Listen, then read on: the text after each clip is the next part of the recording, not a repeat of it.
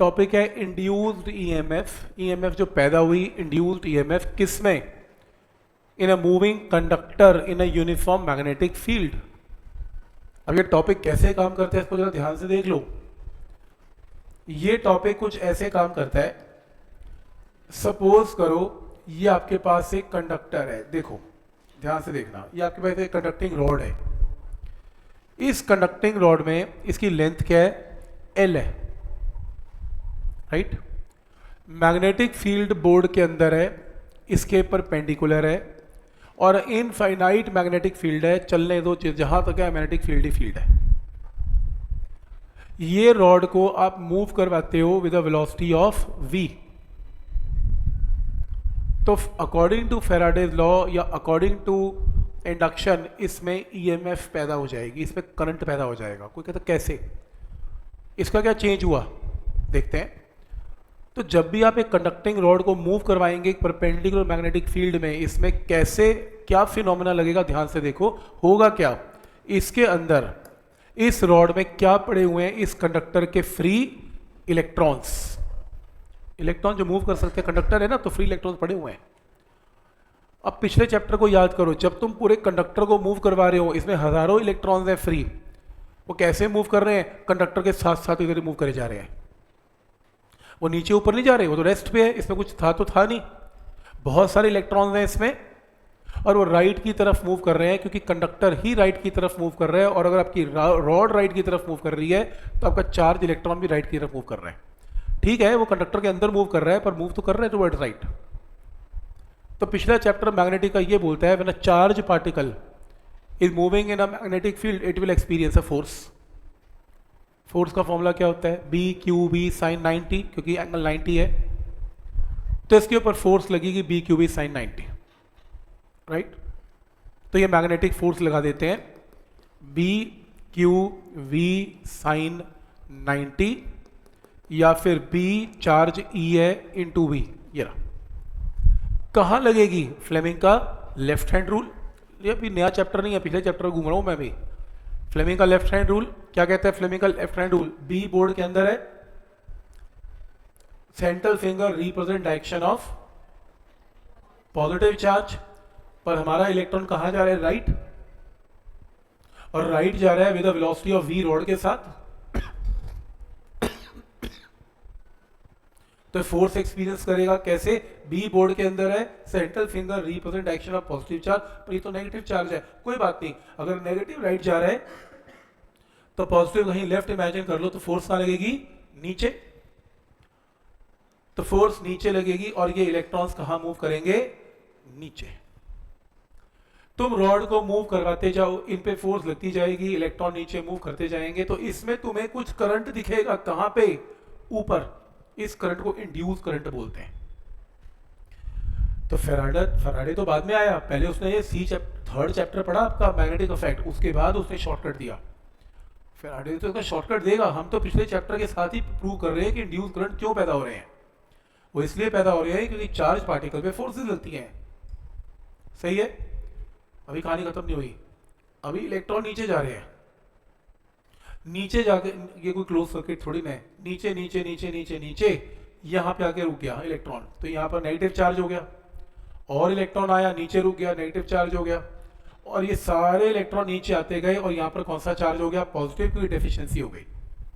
तो एक पॉइंट पर डेफिशिएंसी हो गई और एक पॉइंट पर नेगेटिव चार्ज हो गया। तो अगर इसका नाम P पॉइंट है और इसका नाम Q पॉइंट है, तो मैं ये बोल सकता हूं कि इनके बीच में क्या डेवलप हो गया? पोटेंशियल डिफरेंस डेवलप हो गया। रॉड जब तक मूव करती रहेगी पोटेंशियल डिफरेंस ऐसे ही मेंटेन रहेगा। सही लॉजिक है। इलेक्ट्रॉन क्योंकि नीचे आ रहे हैं, इलेक्ट्रॉन नीचे आते जा रहे हैं, इकट्ठे होते जा रहे हैं, माइनस एंड प्लस, और जहां प्लस माइनस है वहां पोटेंशियल डिफरेंस है। इस पोटेंशियल डिफरेंस को ही बोलते हैं इंड्यूस्ड ईएमएफ। ईएमएफ या पोटेंशियल डिफरेंस यूनिट तो वोल्ट ही होते हैं। तो यहां पर पोटेंशियल डिफरेंस डेवलप हो रहा है, कोई डाउट इसमें? आगे क्या हुआ? ऐसा चलता रहा चलता रहा चलता रहा, क्योंकि आप रॉड को मूव करवाते रहे करवाते रहे करवाते रहे। थोड़ी देर में यहां चार्ज बहुत इकट्ठा हो गया और यहां पर भी बहुत इकट्ठा हो रहा है। तो एक तरीके का इलेक्ट्रिक फील्ड डेवलप हो गया, ये देखो प्लस से माइनस, इसके अंदर इलेक्ट्रिक फील्ड डेवलप हो गया, इलेक्ट्रोस्टैट्स, जिसको इंड्यूस्ड इलेक्ट्रिक फील्ड बोलते हैं, जो कि पॉजिटिव और नेगेटिव इलेक्ट्रॉन्स और एफिशिएंसी ने क्रिएट कर दिया। सही है, कोई डाउट इसमें? शुरू में इलेक्ट्रॉन्स यहाँ इकट्ठे हो रहे हैं, इलेक्ट्रॉन माइनस कमजोर था, प्लस भी कमजोर था, थोड़ी देर बाद माइनस और प्लस पोटेंशियल्स बढ़ते जाएंगे, इलेक्ट्रिक फील्ड बढ़ता जाएगा। इलेक्ट्रिक फील्ड क्योंकि नीचे डेवलप हो गया, इंड्यूस पैदा हो गया, ये भी इलेक्ट्रॉन जो है, इलेक्ट्रॉन के ऊपर नेगेटिव चार्ज है, ये प्लस चार्ज इसे क्या करेगा अपनी तरफ अट्रैक्ट। कहने का मतलब कि इलेक्ट्रॉन के ऊपर की तरफ फोर्स लगेगी इलेक्ट्रोस्टैटिक, कितनी, QE, और Q का मतलब E into electric field EI, क्योंकि इलेक्ट्रिक फील्ड कितना डेवलप हुआ, EI। तो इलेक्ट्रिक फील्ड जब तक नहीं था, और एक फोर्स तो इसमें एक्ट कर ही रही है, मैग्नेटिक फोर्स जो इसको नीचे लेके जा रही है, जिसकी वैल्यू हमने क्या निकाली थी, BQB। मैग्नेटिक कहती है इलेक्ट्रॉन को तू नीचे चल, इलेक्ट्रॉन चल पड़ा नीचे। शुरू में ये वैल्यू काफी बड़ी थी, इलेक्ट्रॉन नीचे जाते गए, प्लस और माइनस डेवलप होता रहा, थोड़ी देर के बाद इलेक्ट्रिक फील्ड भी डेवलप हो गया, और इलेक्ट्रोस्टैटिक फील्ड भी डेवलप हो गया, काफी स्ट्रांग हो गया, और थोड़ी देर में एक ऐसा टाइम आया जब ऊपर और नीचे की फोर्सेस बैलेंस हो गई, क्योंकि इतने इलेक्ट्रॉन नीचे जा चुके हैं, कोई लिमिट है इलेक्ट्रॉन नीचे जाने की, तो बैलेंस हो गई। अब जो इलेक्ट्रॉन रॉड में जहां दिख रहा है वो वहां का वहीं रहेगा, अब ना नीचे जाएगा ना ऊपर आएगा, लेकिन ये शुरू में नहीं होगा, काफी देर के बाद होगा। तो क्या होगा, थोड़ी देर के बाद B into E into V किसके इक्वल हो जाएगा, इसके इक्वल हो जाएगा, ये कट गया, तो B इंटू V क्या हो गया, इंड्यूस इलेक्ट्रिक फील्ड किसके इक्वल हो गया, इसके इक्वल हो गया। क्लियर है यहां तक? तो जब इलेक्ट्रॉन की मोशन खत्म होगी तो करंट भी दिखना आपको इस सर्किट में बंद हो गया, करंट गायब हो जाएगा, क्योंकि इलेक्ट्रॉन तो रुक ही गया। लेकिन प्लस और माइनस नहीं गायब हुआ, प्लस और माइनस अभी मेंटेन्ड है, तो इसलिए रॉड में क्या डेवलप हो जाएगी, EMF। शुरू में करंट था, बाद में करंट दिखना बंद हो जाएगा।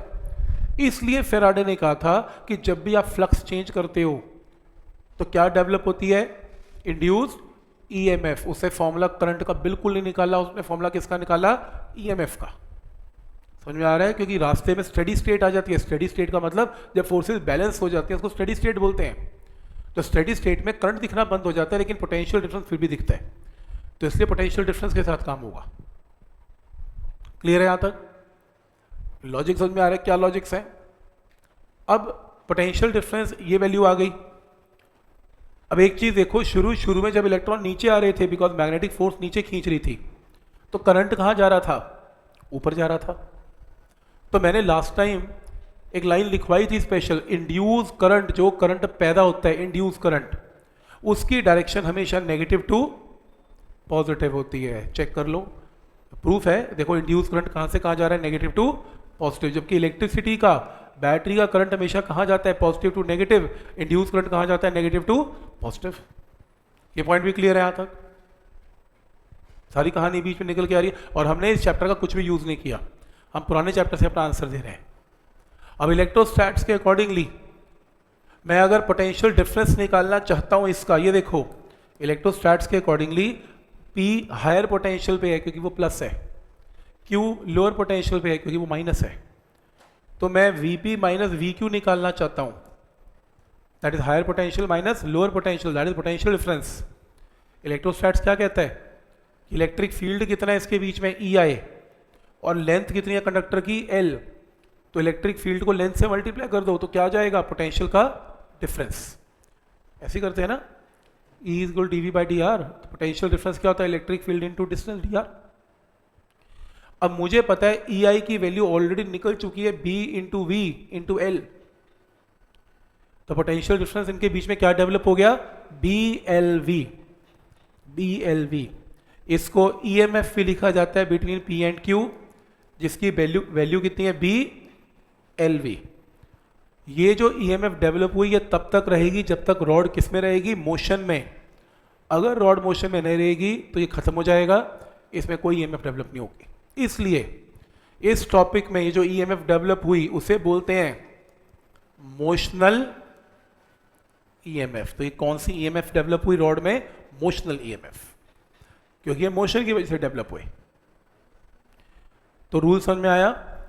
सबसे पहले रॉड को मूव किया, फ्री इलेक्ट्रॉन से इलेक्ट्रॉन राइट आए, इन पे मैग्नेटिक फोर्स लगी, फ्लेमिंग के लेफ्ट हैंड रूल से पता लगा फोर्स नीचे लगी, इलेक्ट्रॉन नीचे इकट्ठे हो गए, यहाँ डेफिशिएंसी हो गई।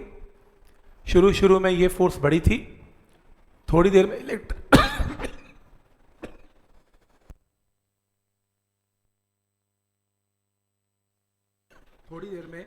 इलेक्ट्रिक फील्ड डेवलप हो गया। इलेक्ट्रिक फील्ड का पॉजिटिव इलेक्ट्रॉन को ऊपर खींच रहा है इस फोर्स के साथ। शुरू में फील्ड कमज़ोर था तो ये फोर्स कमज़ोर थी, ये ज़्यादा तेज़ थी, थोड़ी देर में बराबर हो गए, बराबर होकर ये वैल्यू आ गई। पोटेंशियल डिफरेंस क्या है? Electric field into distance, P higher potential, Q lower potential, और ये वैल्यू पुट करके आंसर PLV। और induce current is always from negative to positive. तो रिजल्ट समझ में आया। इसमें मैंने बिल्कुल भी फैराडेज लॉ को यूज नहीं किया। तो जितनी नॉलेज हमें थी मैग्नेटिक की और इलेक्ट्रोस्टैट्स की, उस नॉलेज से आंसर दिया कि ऐसा क्यों होता है। क्लियर है? एनसीईआरटी की अनसॉल्व्ड प्रॉब्लम है ये।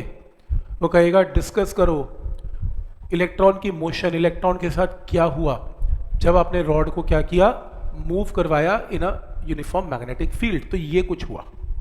हालांकि पेपर में कभी आता दिखा नहीं है मुझे, बट हाँ क्वेश्चन है तो मैंने बता दिया कि अंदर की ये स्टोरी है।